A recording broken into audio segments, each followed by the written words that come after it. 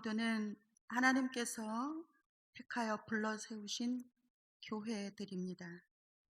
교회는 헬라어로 에클레시아라고 합니다. 에크, 세상으로부터, 레시아, 불렀다, 두 단어의 조합입니다. 그러므로 우리는 하나님의 부르심에 응답하여 하나님의 자녀가 되었습니다. 그리고 주님의 제자로 성령 충만한 교회의 일꾼들입니다. 오늘 말씀에 먼저 주님의 제자가 되신 사도 바울께서 그의 제자 디모데에게 좋은 일꾼이 되는 방법을 알려주셨습니다. 그리고 오늘 우리에게도 같은 교훈을 주셨습니다. 사도 바울은 우리가 알아듣기 쉽게 좋은 일꾼을 세 가지 직업군을 비유로 들어 알려주셨습니다. 첫 번째로 병사로 예를 들어 주셨습니다. 병사는 자기 생활에 얽매이지 않는다는 전제가 있습니다. 병사의 미덕은 순종, 복종입니다. 가라고 하면 가고, 오라고 하면 오고, 상사의 명령을 따르는 것이 군인입니다. 목숨이 위태라도 전장에서 두려움 없이 전진해야 합니다. 자기를 불러준 국가에 충성합니다. 우리도 마찬가지입니다. 우리를 불러주신 하나님께 순종해야 합니다.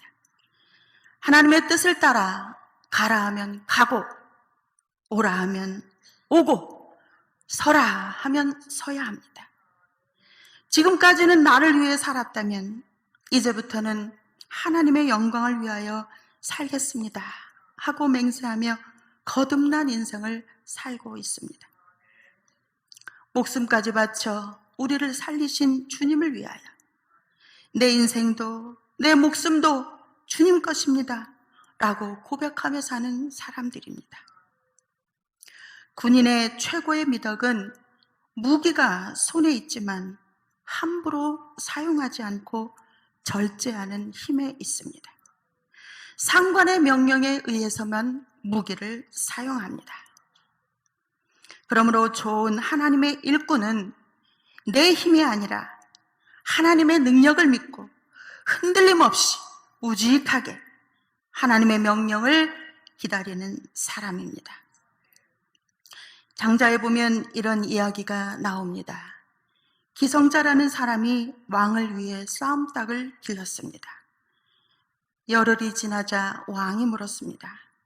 닭이 되었느냐? 아직입니다. 자기의 힘을 믿고 허세를 부립니다. 다시 열흘이 지나 왕이 또 묻습니다. 닭이 다 되었느냐? 아직입니다. 다른 닭을 보면 뛰쳐나가 물어뜯습니다. 또 열흘이 지났지만 마찬가지입니다. 아직 다른 닭을 노려봅니다. 그리고 마침내 열흘이 더 지나자 이제 되었습니다. 마치 나무로 깎아놓은 닭처럼 미동도 안 하고 있는데 오히려 다른 닭들이 감히 상대를 못하고 뒷걸음쳐 달아나 버립니다. 맞습니다. 이처럼 좋은 일꾼은 다른 이들의 말에 요동치 않습니다. 교회 안에서 덕을 세우고 우직하게 하나님의 음성에만 귀를 기울이며 하나님의 명령에 순종하는 좋은 일꾼이 되시기를 축원합니다. 두 번째 비유로 들려주신 직업은 운동선수입니다. 운동선수는 평소 끊임없이 훈련하고 경기에서 규칙을 지켜야 하면 승리자의 관을 쓸 수 있습니다. 축구를 전혀 알지 못하고 관심도 없는 축알못인 저도 요즘 축구에 관심이 있는 이유는 아시다시피 영국 토트넘의 손흥민 선수 때문입니다. 제가 영국 에든버러에 잠시 가 있을 때 그 동네 입구에 지킬과 하이드라는 팝이 하나 있었습니다. 지킬과 하이드라는 소설을 쓴 로버트 스티븐슨이 그 동네 사람이었다고 들었습니다. 그 팝에는 밤이면 밤마다 맥주 한 잔씩 손에 들고 서서 소리를 고래고래 지르는 남자들로 바글바글 했는데, 지금 생각해보면 아마 유럽 축구연맹의 챔피언 리그전이 벌어지는 그런 시기였던 것 같습니다. 평소에는 젠틀하고 말수 적은 영국 남자들이 미친 듯이 열광하고 그 모습이 너무 낯설고 무서워서 재빨리 그 팝을 지나쳤던 기억이 납니다. 이처럼 축구에 종갈할 수 있는 잉글랜드 프리미어 리그에서 손흥민 선수가 득점왕을 차지하고 아시아 역사상 최초이자 유일무이한 선수가 되었습니다. 이견의 여지 없이 아시아 역사상 최고의 축구 선수이고 세계 최고의 윙어 중 한 명이라고 평가받고 있습니다. 그가 이처럼 위대한 선수가 될 수 있었던 것은 초등학교 시절부터 탄탄한 기본기를 차근차근 익힌 것입니다. 기본기를 다지기 위해 혹독한 훈련도 마다하지 않았다고 합니다. 그의 아버지의 인터뷰를 따르면 공을 자유자재로 다룰 수 있을 때까지 패스나 여타 다른 기술들을 가르치지 않았다고 합니다. 하루에 왼발 슛 500개, 오른발 슛 500개를 매일매일 했고 지금도 습관처럼 하고 있다고 합니다. 우리도 하나님의 좋은 일꾼이 되기 위해서는 신앙의 기본기를 익혀야 합니다. 신앙의 습관을 게을리하지 말아야 합니다. 우리 믿음의 산 모델이신 주님의 습관을 본받아야 합니다. 예수님은 가장 기본이 되는 거룩한 습관, 하나님 아버지를 예배하는 습관을 우리에게 보여주셨습니다. 진정한 예배는 하나님의 말씀 앞에 우리의 삶을 돌아보고 교정하는 시간입니다. 우리는 예배할 때마다 영적으로 변화되고, 예배할 때마다 성숙하고, 예배할 때마다 거룩해지는 것입니다. 이것이 바로 예배의 축복입니다. 성도의 기본 동작은 예배에서 시작됩니다. 저의 돌아가신 아버지가 평생 교회 표어로 예배 성공해야 신앙 성공하고 신앙 성공해야 인생 성공한다였습니다. 제가 목사가 되려고 신학교에 간다고 하자 너무 기뻐하셨는데 그 이유가 제가 목사가 되면 평생 주일 성수를 할 수 있어서라고 말씀하실 정도입니다. 젊은 시절에는 그 표어를 볼 때마다 참 유치하다고 생각했습니다. 그러나 이 나이가 되고 보니 예배가 기본이 된 사람들, 예배가 습관이 된 사람들의 복된 결과들을 보면서 그 표어를 저의 표어로 삼고 있습니다. 사랑하는 성도 여러분, 예배를 바치는 일이 다른 일에 우선순위에서 밀려나는 일이 없습니까? 다시 말씀드립니다. 예배에 성공하십시오. 예배를 목숨보다 더 귀하게 여기십시오. 하나님의 집을 찾아 그분을 예배하는 일, 이 일이 평생 양보할 수 없는 우선순위가 되게 습관이 되게 하십시오. 예배는 하늘의 안식을 누리는 것입니다. 우리의 인생에 쉼이 없다면 불행한 삶입니다. 쉼을 통해 나를 돌아보고 내 삶을 객관적으로 바라보는 관점을 제공하고 인생의 경위를 받아들이는 복된 이유라고 할 수 있습니다. 시들했던 내용의 부활의 사건이 일어나야 합니다. 예배는 부활입니다. 몸과 마음과 영혼의 소생함을 주십니다. 예배는 성도의 기본 동작입니다. 예배 성공하셔서 인생 성공하시는 여러분 되시기를 축원합니다. 두 번째로 예수님은 감사를 습관적으로 하셨습니다. 감사가 우리의 거룩한 습관이 되어야 합니다. 우리가 시험에 빠졌을 때를 돌이켜보면 반드시 공통점이 있습니다. 우리가 관계가 틀어졌을 때, 힘이 들어 지칠 때가 언제입니까? 바로 감사와 멀어져 있을 때가 아닙니까? 습관은 너무나 무섭습니다. 없어서 감사하지 못하면 복을 주셔도 감사하지 않습니다. 병들었을 때 감사하지 않으면 건강을 주셔도 감사하지 않습니다. 그러나 없어도 감사하면 있어도 감사하게 됩니다.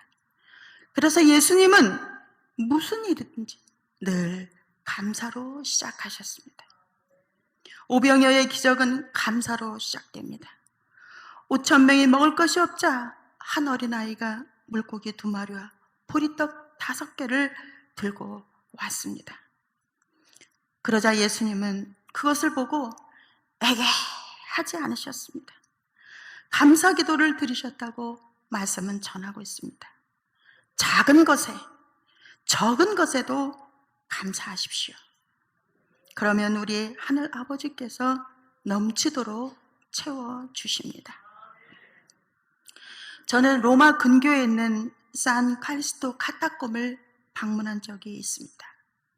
무시무시하고 어두운 그곳 지하 무덤에서 평생을 지내신 분들 가운데에 체칠리아라고 하는 성녀가 있습니다.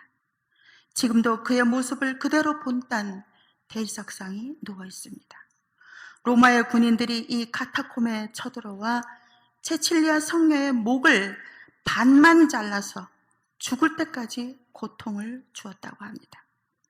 그러나 그녀는 죽는 순간까지 세 손가락을 펴서 성삼위 하나님께 감사 찬양을 부르며 죽어갔다는 이야기가 전해지고 있습니다. 이태리 로마에서 가장 유명한 음악원이 바로 이 성녀의 이름을 딴 체칠리아 음악원입니다. 우리나라도 정명훈 그분을 비롯한 네로라 하는 음악가들이 이 음악원 출신입니다. 두려움과 고통 속에서도 우리의 신앙의 선배들이 감사할 수 있었던 것은 바로 주님의 감사를 배웠기 때문입니다. 주님 한 분만으로 만족하고 감사한 그런 믿음의 선배들을 기억하며 살아도 감사, 죽어도 감사, 감사를 거룩한 습관으로 삼는 좋은 일꾼이 되시기를 축원합니다. 세 번째로 예수님은 섬김을 습관으로 하셨습니다. 예수님은 이 땅에 오신 목적이 섬김을 받으려 하는 것이 아니라 섬기러 왔다라고 당신을 낮추셨습니다. 섬김의 절정의 표현이 바로 당신의 목숨을 드린 것이었고 그 결과로 우리 모두는 구원을 받았습니다. 그런데 섬김은 목숨을 드리는 거창한 일뿐 아니라 가장 작은 일로도 가능한 것을 주님께서는 제자들에게 또 우리에게 가르쳐 주셨습니다. 그래서 수건과 대야를 들고 제자들의 발을 씻기신 것입니다. 우리가 예수님의 제자로 자처한다면 예수님의 본을 따르는 것이 당연한 일입니다. 그런데 왜 그렇게 못할까요? 자신의 이기심 때문입니다.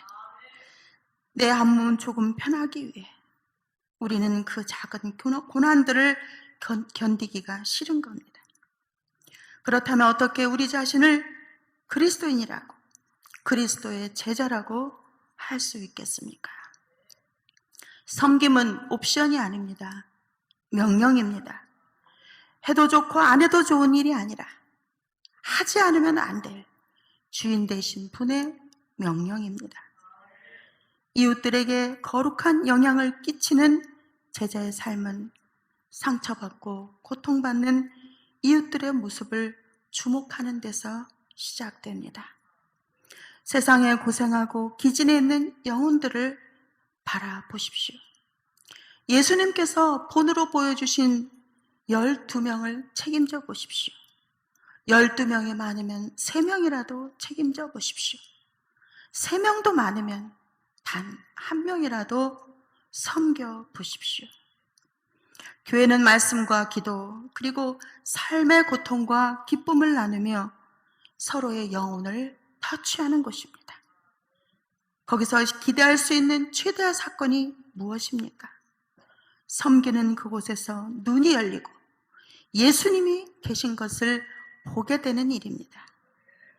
섬김의 기본으로 똘똘 뭉친 좋은 일꾼이 되시기를 주님의 이름으로 축원합니다. 세 번째 직업은 마지막 6절 말씀에 나오는 농부입니다. 농부의 가장 큰 미덕은 하늘의 뜻에 맡기는 것입니다. 아무리 농부가 농사의 기술이 뛰어나다 하더라도 하늘에서 햇빛을 주시지 않으면, 하늘에서 비를 내리지 않으면 열매를 거둘 수가 없습니다. 하나님의 좋은 일꾼은 이처럼 나의 소중한 것을 하나님께 맡기는 것입니다. 저는 그럴 보물은 없지만 사람들은 귀한 것을 은행에 맡깁니다. 금은 보화나 현금이 내 몸에, 내 집에 있으면 하루하루가 얼마나 불안하겠습니까? 집에 있어도 외출을 해도 불안할 것입니다. 그러나 은행에 맡겨놓으면 안심이 되고 언제든지 원금을 돌려받을 수 있고 이자도 따박따박 들어오니 이익입니다. 우리 믿음의 사람들도 사실은 걱정, 근심이 많습니다. 소중한 것일수록 더욱 애타고 근심이 옵니다. 그러면 행복하지 않습니다. 이렇게 소중한 것 하나님께 맡깁시다.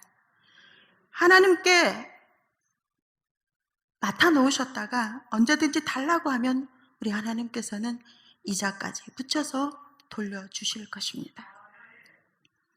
또한 곡식은 농부의 발자국 소리를 듣고 성장한다는 말이 있습니다. 좋은 일꾼은 하나님께서 맡겨놓으신 일들을 부지런히 정성껏 돌봐야 합니다.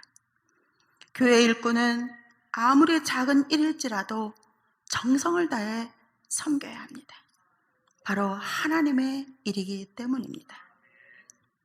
군인이나 운동선수나 농부, 이 세 직업의 공통점은 한결같이 편한 직업이 아닙니다. 고통이 동반된다는 것입니다.